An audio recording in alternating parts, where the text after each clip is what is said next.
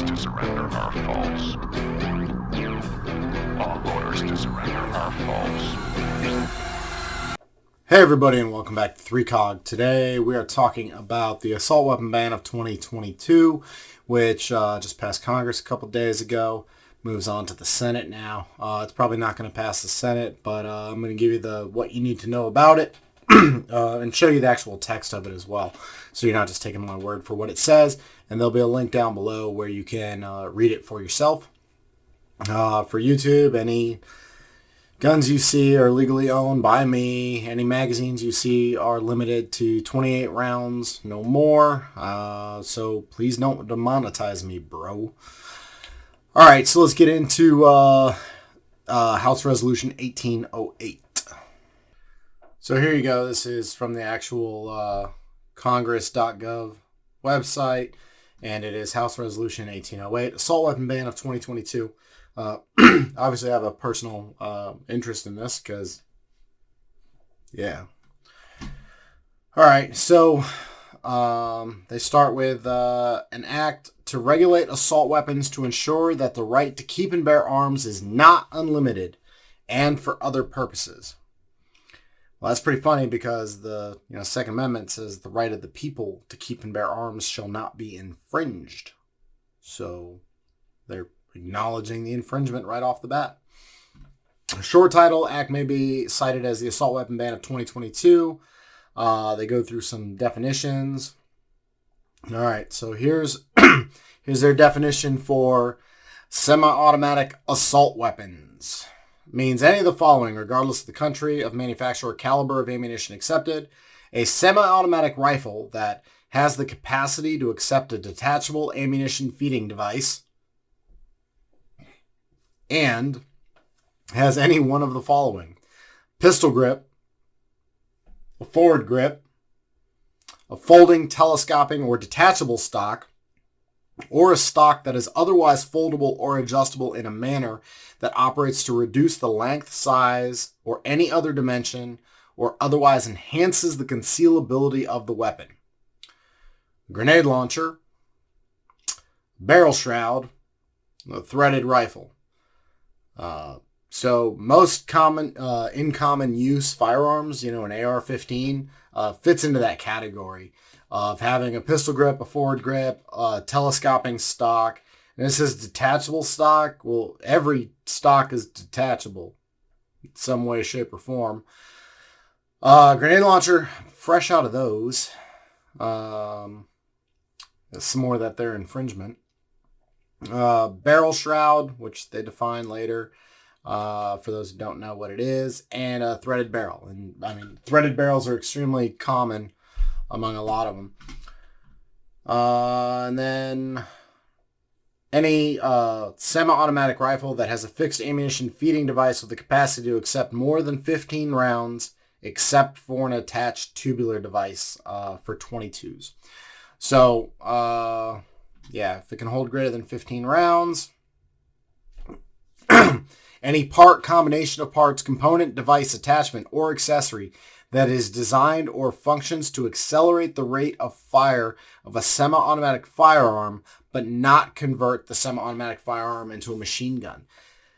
So that's concerning because you can argue that, they're basically saying any parts that let you shoot faster. Well, a lot of parts are designed to let you shoot accurately faster. That's the point.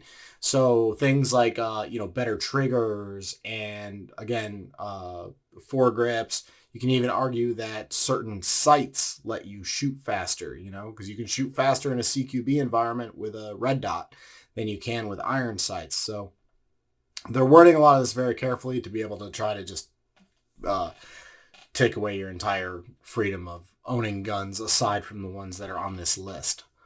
Then they talk about pistols, semi-automatic pistol that has an ammunition feeding device that is not a fixed ammunition feeding device. And so, yeah. Every semi-automatic pistol with the exception of some old ones. Any one of the following: threaded barrel, a second pistol grip, which, by the way, is already illegal to do because that converts your pistol into a short-barreled rifle somehow, according to the National Firearms Act, which should not be a law, but for some reason is. A barrel shroud, the capacity to accept a detachable ammunition feeding device at some location outside of the pistol grip. So most commonly they're talking about AR pistols, making those illegal. A semi-automatic version of an automatic firearm. So think of any MP5 clones, ARs again. There's a lot of very common use firearms that are semi-automatic versions of automatic ones. Manufactured weight of 50 ounces or more when unloaded. And then again, going straight after ARs. A buffer tube, stabilizing brace, or similar component that protrudes horizontally behind the pistol grip and is designed or redesigned to allow or facilitate a firearm to be fired from the shoulder. And then they say again, semi-automatic pistol with fixed ammunition feeding device that has the capacity to accept more than 15 rounds. So last time in 1994, they went with the arbitrary number of 10 rounds. This time they're using the arbitrary number of 15 rounds. They talk about shotguns, any shotguns with revolving cylinders, and then they name all of the following rifles, copies, duplicates, variants, or altered facsimiles with the capability of any such weapon thereof. And then they list all the guns. I mean, it's ridiculous. So all AK types, including the following. Yeah, it's up there. Wasser 10. They talk about just all the different AKs, SKSs if you put a detachable mag on it. All AR types, including, and then they just have a list. They're just by name, all of them.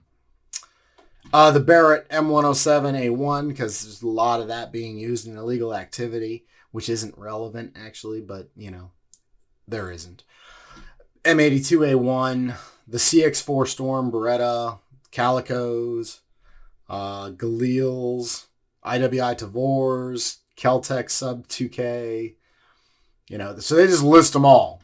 All Thompson rifles, including the following. All the following pistols, copies, duplicates, variants, or altered facsimiles with the capability of any weapon, any such weapon thereof. All AK pistols, all AR pistols, Calico pistols, just everything. Mac 10, Mac 11, all Uzis. And then they list a bunch of shotguns. The Striker 12's back on there.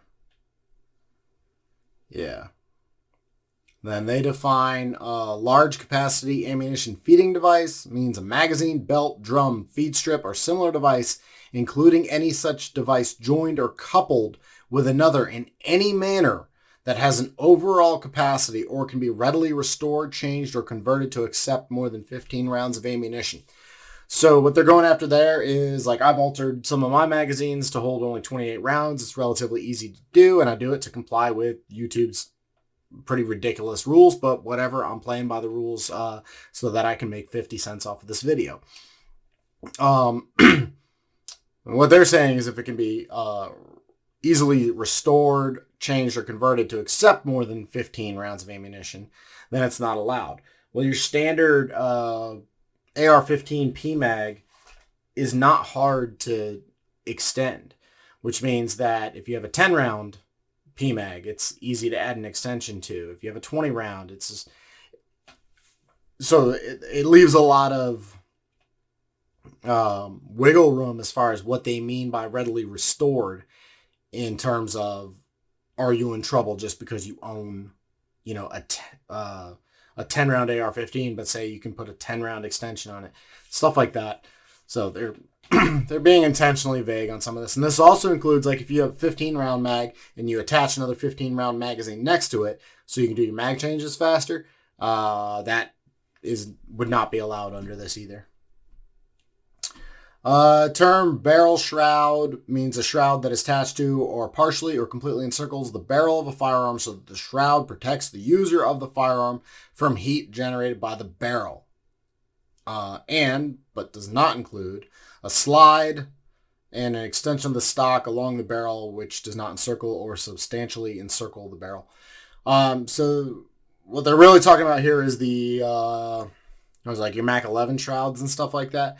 But within the verbiage of defining what they mean by shroud, it also then includes your regular AR-15 rail systems.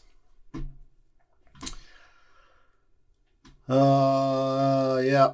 So they define a whole bunch of things, and again, read this for yourself, please. I'm just kind of glossing over some of the high points, or rather low points here.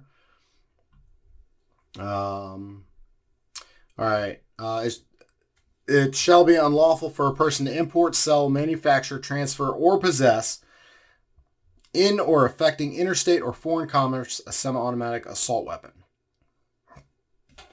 So you can't sell it, can't buy anymore, can't make them, can't transfer them, can't possess them. And then does not apply to the possession, sale, or transfer of any semi-automatic assault weapon otherwise lawfully possessed under federal law on the date of enactment of the assault weapon ban of 2022. So they're saying that, and they literally go into it, that you have to serialize your weapons with a date based on this law, which is ridiculous. And then, of course, they exempt themselves, right? The government is really good at doing this.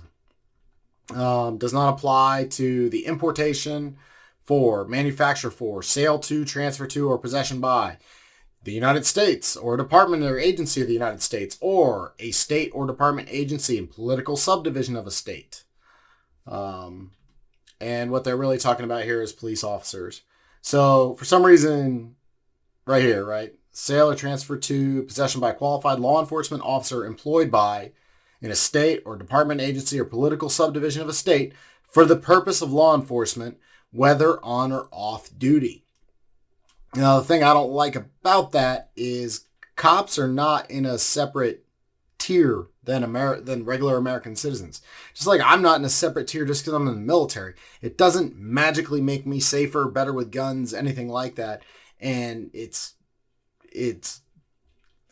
stupid. It's creating a sect idea of the American populace. And the reality is that the rights that Americans are guaranteed by the Constitution applies to all Americans, even those that I don't like. It doesn't matter, right? We have our rights. And they're creating more division, which is the last thing we need. So like I said, please read the whole thing. Read it yourself. So cops get high capacity, what's really a standard capacity magazine, whereas us normal people, we don't get any more. And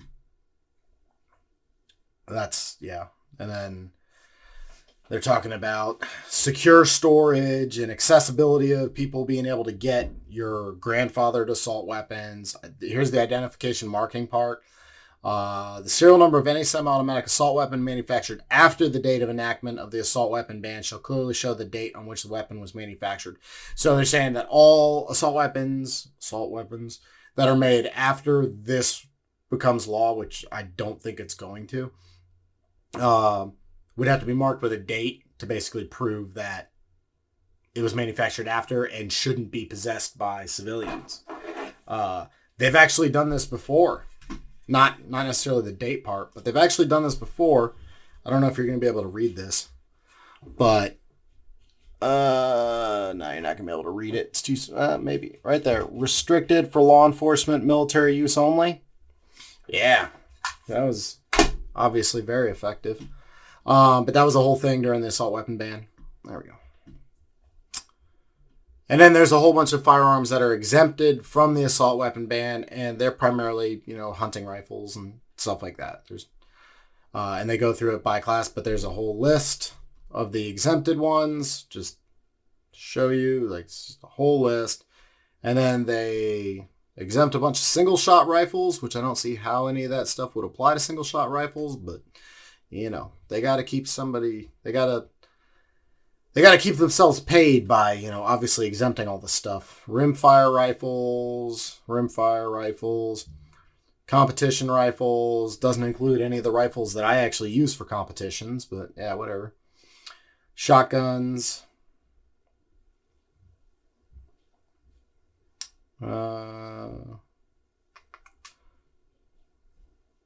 Shotgun slide action, which I think they mean pump action. Over-unders, again, don't understand how over-unders would fit under any of their other definitions. And side-by-sides, same thing, don't understand how that would fit in. So there's a whole list of exempted guns, basically, right? That's the whole thing. And then talk about background check and how that works. And talking about needing basically the chief of police, sheriff, or equivalent officer to agree to this stuff as far as if you want to transfer the weapon. Yeah, it's trash. Like, none of it's good. So make sure you write your elected officials or your elected representatives, rather, and tell them that you don't agree with this, that none of this should be a thing, and they need to screw off with this whole thing. Just to show you really quick, so you can look for your representatives and see if they're actually representing you, and if not, like, talk to them. So this was largely down party lines, but not exactly. So make sure you can see this. So Republicans. So 2 Republicans voted yes on this. That's Fitzpatrick from Pennsylvania. So Pennsylvanians, get your shit together. Write him. Tell him he's wrong. And then Jacobs from New York. Not a real big surprise there. New York doesn't know what they're doing. And then on a positive side, you look at no votes from Democrats. So you had 5 of them.